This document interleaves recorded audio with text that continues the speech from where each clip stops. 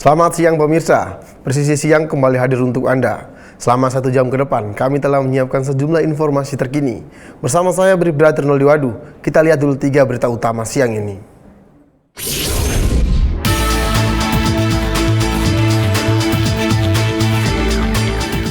Polresta Sidoarjo berhasil mengungkap 53 kasus perjudian daring dalam operasi yang berlangsung sejak 29 Oktober hingga 25 November 2024.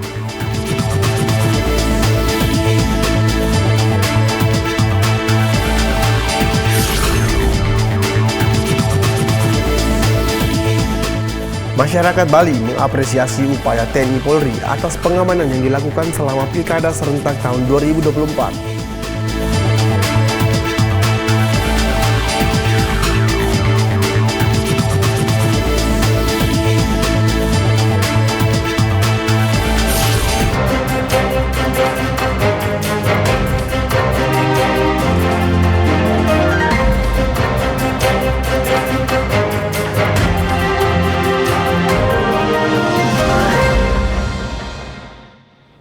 Kita ke berita pertama.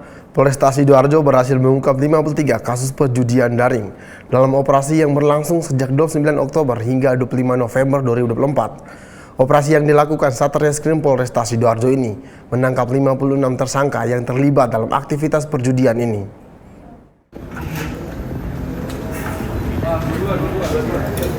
Dalam rilisnya pada Senin lalu, Kapolresta Sidoarjo, Kombes Pol Christian Tobing menjelaskan, keberhasilan pengungkapan kasus ini merupakan bentuk dukungan terhadap program Asta Cita Presiden Prabowo Subianto dalam memberantas perjudian di Indonesia.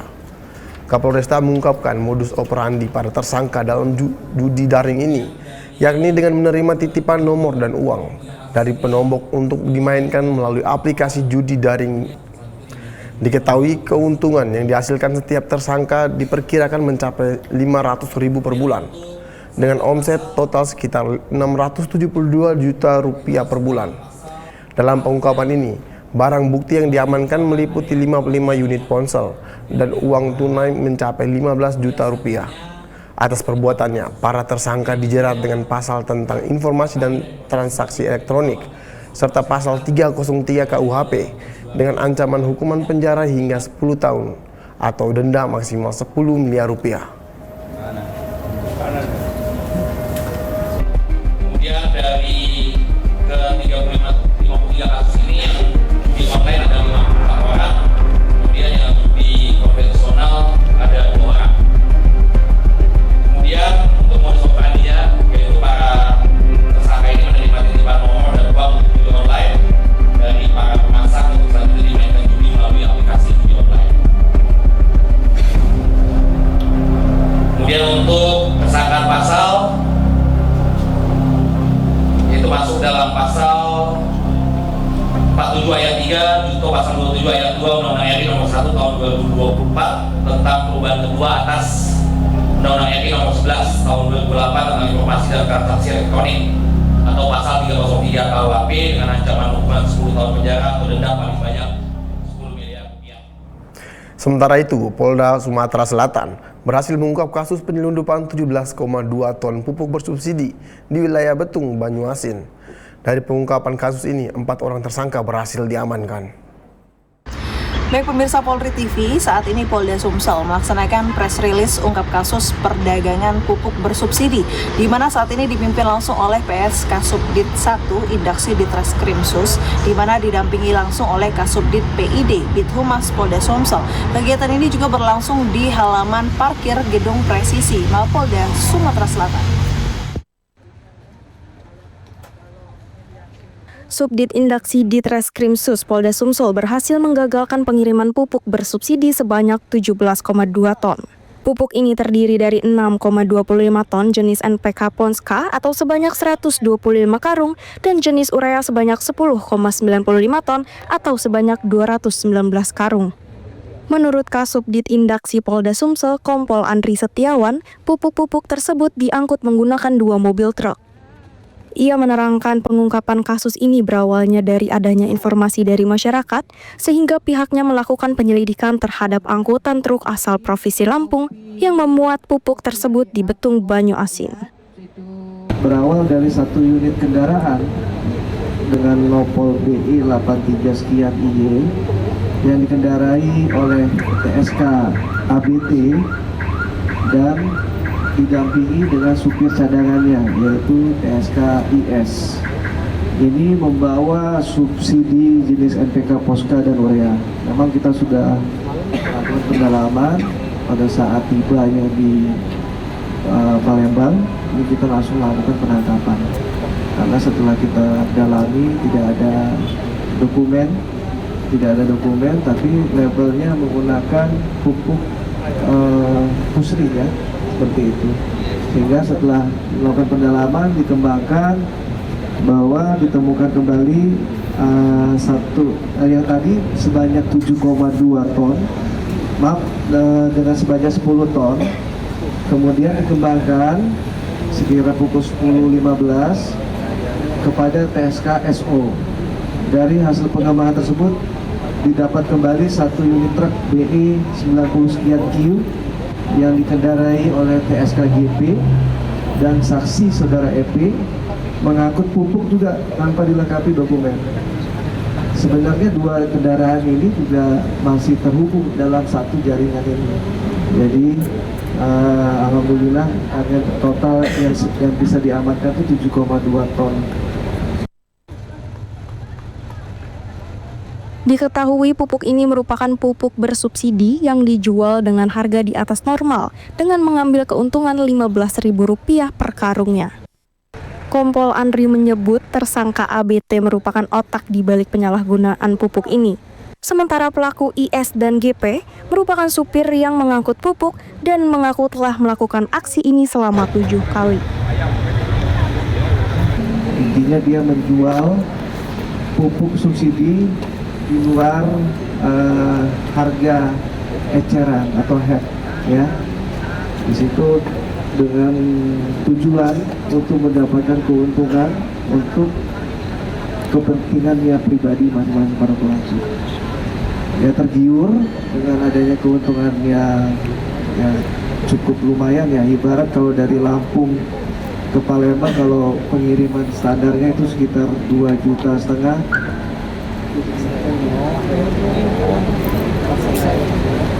Tetapi pembayaran yang diterimanya kurang lebih 4,5 juta. Nah, jadi lumayan. Jadi memang dia mendapatkan keuntungan dari situ sehingga melakukan pelanggaran atau tindak pidana. Atas perbuatannya, para tersangka disangkakan pasal tentang perdagangan atau tentang pengusutan, penuntutan dan peradilan tindak pidana ekonomi dengan ancaman 5 tahun penjara dan denda sebanyak Rp5 miliar. Dari Humas Polda Sumsel melaporkan untuk Polri TV. Kita ke kasus lainnya. Dadang Iskandar, pelaku penembakan Kompol Anu Merta Ulirianto Asari di Mapolres Solok Selatan yang terjadi pada hari Minggu 24 November 2024 telah menjalani sidang Komisi Kode Etik Polri di Gedung Transnational Crime Center Mabes Polri. Sidang putusan Komisi Kode Etik Polri terhadap Dadang Iskandar yang berlangsung pada Selasa 26 November 2024 diawasi langsung oleh Irwasum Polri hingga Kompolnas RI. Mantan Kabaks Ops Polres Solok Selatan Sumatera Barat, Dadang Iskandar telah menjalani sidang Komisi Kode Etik Polri di Gedung Transnational Crime Center Mabes Polri pada Selasa 26 September 2024. Sidang kode etik yang berlangsung kurang lebih sekitar 10 jam. Dadang Iskandar yang hadir langsung dalam sidang serta 13 orang saksi mengikuti jalannya sidang hingga pembacaan putusan terhadap pelanggar Dadang Iskandar. Divisi Propam Mabes Polri melaksanakan sidang Komisi Kode Etik Polri terhadap Dadang Iskandar merupakan langkah tegas Polri terhadap pelanggar kode etik Polri dengan menindak secara tegas anggota Polri yang melanggar hukum dan mencoreng institusi Polri tanpa pandang bulu. Keputusan dalam sidang Komisi Kode Etik Polri ini, pelanggar Dadang Iskandar menjatuhi hukuman sanksi administratif berupa pemberhentian tidak dengan hormat atau PTDH atas dasar yang menunjukkan bahwa perilaku pelanggar sebagai perbuatan tercela yang melanggar kode etik Polri hingga mengakibatkan hilangnya nyawa seseorang. Memastikan sidang Komisi Kode Etik Polri berjalan sesuai dengan hukum dan aturan yang berlaku, sidang ini diawasi dan disaksikan langsung pengawas internal Polri, yakni Inspektur Pengawasan Umum Polri Irjen Pol Dedi Prasetyo, Kepala Divisi Profesi dan Pengamanan Polri Irjen Pol Abdul Karim, hingga Ketua Harian Komisi Kepolisian Nasional Republik Indonesia Irjen Pol Purnawirawan Arif Wicaksono Sudi Utomo. Kami selaku pengawas fungsional Polri hanya ingin memastikan apakah memang sudah betul proses penyidikan tindak pidana yang dilakukan, dan kami melihat sudah sesuai dengan ketentuan peraturan perundang-undangan yang berlaku, di mana perkara sedang berproses. Kemudian satu lagi yaitu proses penindakan penyidikan tindak pidana yang diawali oleh almarhum Kasat Reskrim Polres Solo Selatan. Ini sekarang sudah diambil alih ke Polda Sumbar. Kami lihat sudah berjalan dengan baik. Sementara barang bukti tersangka ini sudah diambil alih oleh Polda Sumbar, Direktorat Reserse Kriminal Umum. Melalui sidang Komisi Kode Etik ini, Polri menegaskan bahwa komitmen Polri sebagai sebuah institusi terus meningkatkan transparansi dan profesionalisme dalam menjalankan tugas sebagai pelindung masyarakat. Polri akan terus melakukan pengawasan hingga evaluasi guna peningkatan kualitas kerja serta pelayanan yang terbaik bagi bangsa dan negara. Dari Jakarta, Tim Liputan Polri TV.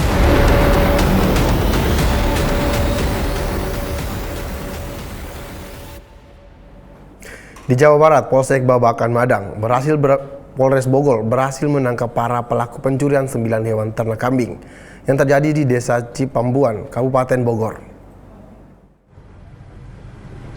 Kebalikan.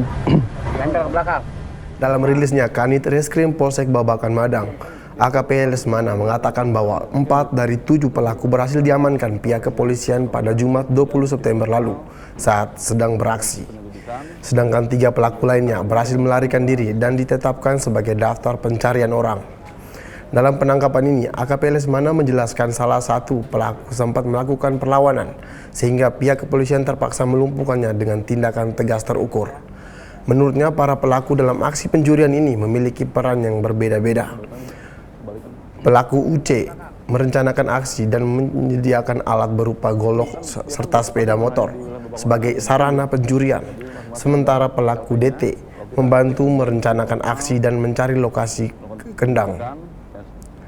Sedangkan MH dan R bertugas masuk ke dalam kandang dan mengambil kambing menggunakan karung, dan pelaku RW sebagai pengantar dan penjemput para pelaku ke lokasi. Diketahui dari hasil penjualan 9 kambing ini mencapai sekitar 7 juta rupiah yang dibagi rata oleh ke-7 pelaku. Atas perbuatannya, para pelaku dijerat dengan pasal 363 ayat 1E, 4E, dan 5E KUHP pidana dengan ancaman 7 tahun penjara. Kemudian tim opsional. Jadi motor ini milik pelaku. Nah, inilah yang dipergunakan oleh RW untuk mengangkut hewan-hewan ternak. Jadi motor ini dipergunakan karena kan kambing kan mudah jadinya. Nah, motor jual ke Cianjur gimana? Ada yang ke Direktorat Reserse Narkoba Polda Jatim bersama BNNP Jatim dan Lembaga Rehabilitasi melakukan perjanjian kerjasama dalam rangka mencegah dan penanganan penyalahgunaan narkoba pada Kamis lalu. Penandatanganan kerjasama ini adalah wujud komitmen bersama-sama dalam mencegah dan menangani penyalahgunaan narkoba di Jawa Timur, khususnya di Kota Pahlawan.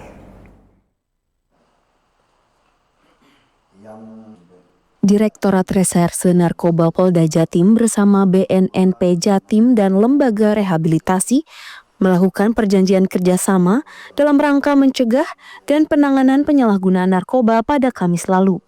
Direktur Ditres Narkoba Polda Jatim, Kombes Pol Roberta da Costa mengatakan penandatanganan kerjasama ini adalah wujud komitmen bersama-sama dalam mencegah dan menangani penyalahgunaan narkoba di Jawa Timur, khususnya di Kota Pahlawan.